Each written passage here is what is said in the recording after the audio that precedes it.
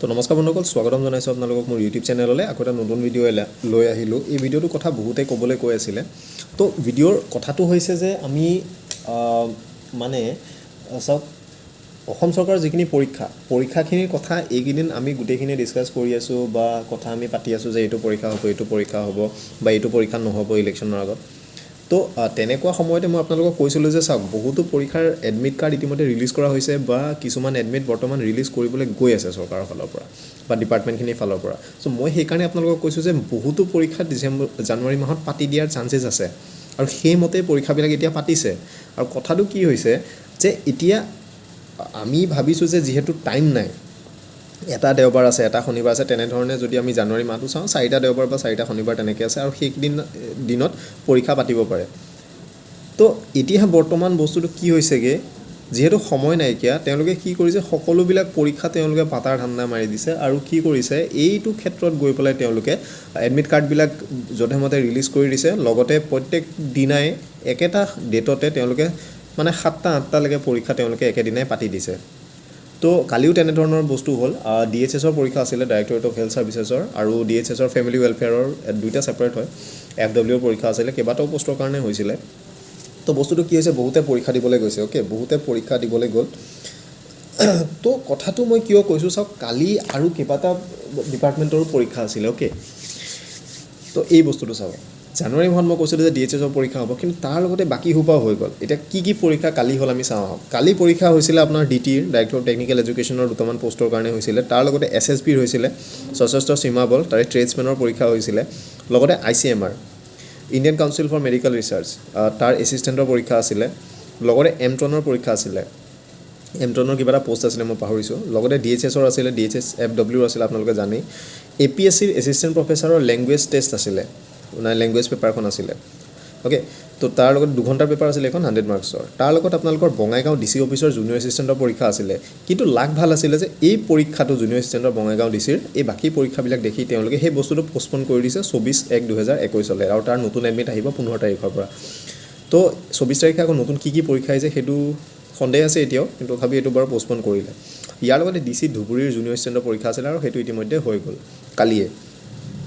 তাৰ লগতে এনেধৰণৰ চাওক আৰু একেদিনাই পৰীক্ষা পৰিছিলে। যিদিনা SI পৰীক্ষা হৈছিলে সেইদিনাই আপোনালোকৰ SSCৰ CGLৰ পৰীক্ষা আছিলে, আকৌ RBIৰো পৰীক্ষা আছিলে, RBI এছিষ্টেণ্ট নে কিবা এটা আছিলে, তাৰো পৰীক্ষা আছিলে। চ' এতিয়া কালিৰ কথাটো চাওক, কালি চাবলৈ গ'লে এতিয়া 1 2 3 4 5 6 7 8 9টা, কালিৰ দিনত মই জানালৈকে 9টা পৰীক্ষা তেওঁলোকে কালি কণ্ডাক্ট কৰিছে। 9টাৰ তাৰে এটা পষ্টপন হ'ল বাৰু বঙাইগাঁও DCটো, কিন্তু 8টা পৰীক্ষা ইতিমধ্যে কণ্ডাক্ট হৈ গৈছে। চ' প্ৰব্লেমটো কি হৈছে চাওক, এজন মানুহে হয়তো গোটেইকেইটা পৰীক্ষাৰ কাৰণে তেওঁলোকে এপ্লাই কৰিছিলে, তেওঁ এপিয়াৰ কৰিব বিচাৰিছিলে আৰু মিনিমাম এটলিষ্ট 3-4টাতো তেওঁলোকে এপ্লাই কৰিছিলে এই যিকেইটা পৰীক্ষা আছিলে। তো বস্তুটো কি হৈছে, DHSৰ পেপাৰখন এটা মৰ্ণিং হাফ আছে, এটা ইভিনিং হাফ আছে। চ' কোনো পধ্যেই সম্ভৱেই নহয় যে তেওঁলোকে বাকীকেইটা পৰীক্ষা গৈ এটেণ্ড কৰিবগৈ। তো চাওক, এটা এজ থাকে মানুহৰ চাকৰিটোৰ কাৰণে আৰু তেওঁলোকে এপ্লাইও কৰিছে কিবা এটা বস্তু ভাবি আৰু সেইমতে তেওঁলোকে প্ৰিপেয়াৰো কৰিছে। চ' পৰীক্ষা দিবলৈ চান্স নিদিয়াটো এটা বহুত বেয়া কথা। আৰু গভৰ্ণমেণ্টে বা কনচাৰ্ণ ডিপাৰ্টমেণ্টখিনিয়ে তেওঁলোকে এখন টাইমলাইন বনাব লাগে, যে গোটেই বছৰটোৰ এখন টাইমলাইন বনাব লাগে, যে বছৰটোৰ ইমান ভেকেঞ্চি ওলাব, এইটো টাইমত আমি নটিফিকেশ্যন জাৰি কৰিম, এইটো সময়ত আমি পৰীক্ষা পাতিম, এইটো সময়ত ৰিজাল্ট ডিক্লেয়াৰ কৰিম, তেনেধৰণৰ এটা টাইমলাইন তেওঁলোকে বনাই ল'ব লাগে। কিন্তু সেই বস্তুটো দেখা গ'ল যে সেই বস্তুটো নহ'ল আৰু এতিয়া খৰগেদাকে কোনো পধ্যে তেওঁলোকে কামবিলাক কৰিব নোৱাৰি এতিয়া যধে মধে পৰীক্ষাবিলাক পাতি দিছে জানুৱাৰী মাহত, যিটোৰ আল্টিমেটলি বলিৰ প্ৰথা হৈছেগৈ যিখিনি ষ্টুডেণ্ট আছে পৰীক্ষা দিবলৈ যোৱা। বলিৰ প্ৰথা হৈছেগৈ তেওঁলোক। তো কথাবিলাক এতিয়া তেনেকুৱা হৈছে। চ' আপোনালোকে ৰেডি থাকক, ইয়াৰ পিছৰ যিকেইটা দেওবাৰ শনিবাৰ হয় সেইকেইটাতো আপোনালোকে মাল্টিপল পৰীক্ষা হ'ব, মাল্টিপল পৰীক্ষাৰ হোৱা চান্সেছ বহুত আছে।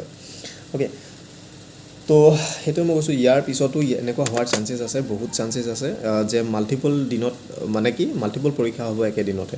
চ' আপোনালোকে মেণ্টেলি প্ৰিপেয়াৰ হ'ব লাগিব যে আপোনালোকৰ কাৰণে কোনটো পৰীক্ষা বেছি ইম্পৰ্টেণ্ট হয়। ইয়াৰ পিছতো মই দেখিছোঁ 19 তাৰিখেও প্ৰায় 3-4টা পৰীক্ষাৰ ডেট ইতিমধ্যে দিয়া আছে। 19 তাৰিখে যিটো আহি আছে, তো 10 তাৰিখেও আছে, 19 তাৰিখেও আছে, মাল্টিপল পৰীক্ষা আছে, একেদিনতে মিনিমাম 2-3টাকৈ আছে। চ' আপোনালোকে মেণ্টেলি প্ৰিপেয়াৰ হ'ব লাগিব যে আপোনালোকে কোনটো পৰীক্ষা আপোনালোকে বেছি প্ৰিফাৰেঞ্চ দিব, কোনটো পৰীক্ষা আপুনি বেছি ভালকৈ দিবলৈ ৰেডি হৈ আছে, প্ৰস্তুত হৈ আছে, সেই পৰীক্ষাটো আপোনালোকে বাছনি কৰক। কিয়নো চাওক, এটা পৰীক্ষাৰ চেণ্টাৰ এটা জেগাত হ'ব পাৰে আৰু আপোনাৰ ইটো পৰীক্ষাৰ চেণ্টাৰ আপোনাৰ অন্য এটা জেগাত হ'ব পাৰে, বা 2টা পৰীক্ষাৰ একে জেগাত হ'লেও আপোনালোকৰ 2টা পৰীক্ষাৰ টাইমটো একে হ'ব পাৰে।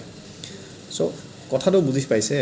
তো তেনেধৰণৰ কথা আপোনালোকে মেণ্টেলি প্ৰিপেয়াৰ হৈ লওক যে কোনটো আপোনালোকৰ কাৰণে বেছি ইম্পৰ্টেণ্ট হয় কিয়নো চাওক এতিয়া বেলেগ উপায় নাই ডিপাৰ্টমেণ্টেতো কোনো ধৰণৰ কথা নুশুনে তেওঁলোকে একেদিনাই তেওঁলোকে পৰীক্ষাবিলাক পাতি দিছে তো সেইটো আৰু এতিয়া কোনো উপায় নাই চ' এতিয়া আপুনি কালিটোৱে চাওক আপোনালোকে 8-9টা পৰীক্ষা একেদিনাই পাতি দিছে চ' আপুনি মেণ্টেলি প্ৰিপেয়াৰ হ'বই লাগিব এতিয়া কোনটো পৰীক্ষা আপোনালোকে দিবলৈ যাব চ' তেনেধৰণৰ কথা আগন্তুক পৰীক্ষাখিনিও চাগে তেনেকৈ তেওঁলোকে এই জানুৱাৰী মাহটোত কণ্ডাক্ট কৰিব যেতিয়া SI আহি আছে SI AB UB খিনিও তেওঁলোকে অতি সোনকালে তেওঁলোকে দিব কালি আৰক্ষী সঞ্চালক প্ৰধান DGP তেওঁ কৈছে অতি সোনকালে হ'ব বুলি চ' জানুৱাৰীৰ ভিতৰত হ'ব বুলি ধৰি থওক কিন্তু কোইনচাইড যে নহ'ব তাৰ কোনো ধৰণৰ কথা নাই কিয়নো ইমানবিলাক পৰীক্ষা তেওঁলোকে নটিফিকেশ্যন দি দিছে আৰু নতুনকৈ এডমিটবিলাকতো আহিয়ে আছে এতিয়া আপোনালোকৰ মিউজিয়াম ডাইৰেক্টৰেটৰ পৰীক্ষা অ'কে তো তাৰ লগতে আপোনালোকৰ কোঅপাৰেটিভ ছ'চাইটিৰ এডমিট কাৰ্ড দি দিছে তেনেধৰণৰ ঢেৰ এডমিট এতিয়া বৰ্তমান তেওঁলোকে ৰিলিজ কৰি দিছে কিন্তু পৰীক্ষা কেতিয়া পাতিব পৰীক্ষাবিলাক কোইনচাইড হ'বই চ' আপোনালোকে মেণ্টেলি প্ৰিপেয়াৰ হওক যে আপোনালোকৰ কাৰণে কোনটো পৰীক্ষা বেছি ইম্পৰ্টেণ্ট চ' এইখিনি কথা আছিলে ইয়াৰ লগতে কওঁ যে আপোনালোকৰ বাকী কথা আমি ডিছকাশ্যন কৰিম লাইভ আহিম সন্ধিয়া চ' আপোনালোকে তাতে টিউন ইন হ'ব আপোনালোকে তাত জইন কৰিব চ' আজি ভিডিঅ'টো ইমানেই আছিলে যদি আপোনালোকৰ কিবা কালি পৰীক্ষাৰ লগত ৰিলেটেড কিবা যদি এক্সপিৰিয়েঞ্চ আছে DHSৰ হওক বা অন্য জুনিয়ৰ এছিষ্টেণ্ট বা এমটনৰ কোনোবাটো আছে যদি কিবা আপোনালোকৰ ডিছকাশ্যন কৰিব আছে আপোনালোকে কমেণ্ট কৰক তলত আমি জইন হ'ম তাতে ত' থেংক ইউ ভিডিঅ'টো চোৱাৰ কাৰণে যদি চাই ভাল পালে লাইক কৰিব কমেণ্ট কৰিব বস্তুটো ইম্পৰ্টেণ্ট হয় ইছ্যুটো ইম্পৰ্টেণ্ট হয় চ' লগৰখিনিৰ লগত আপোনালোকে শ্বেয়াৰ কৰি দিব আৰু এনেধৰণৰ ভিডিঅ'খিনি পাই থাকিবলৈ আপোনালোকে চেনেলটো ছাবস্ক্ৰাইব কৰি বেল আইকনটো দবাই থ'ব পাৰে ধন্যবাদ